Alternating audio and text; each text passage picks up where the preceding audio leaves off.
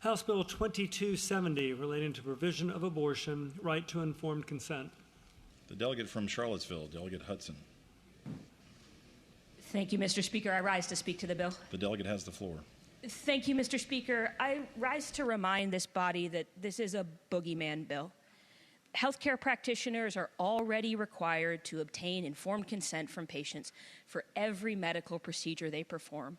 So this bill isn't protecting anyone from anything.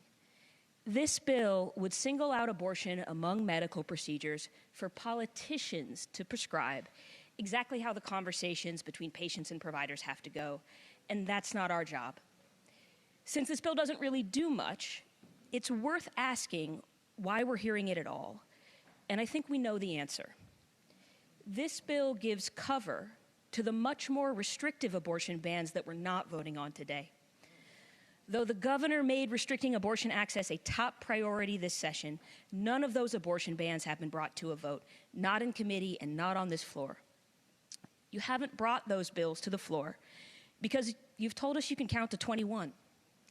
You know abortion bans passed on party lines by this House would be voted down in the Senate, and you'd rather not be on the record on abortion, not in an election year. We know you've seen the polls. The latest Hudson Center State of the Commonwealth report shows that less than 30% of Virginia voters support making it harder for patients to get abortion care when they need it.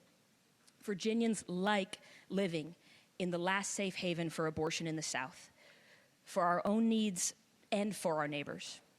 And so instead of going on the record on a promise you've been making to voters for ages, we're going to vote on this boogeyman bill so Republicans can go home to the campaign trail and say they tried to do something.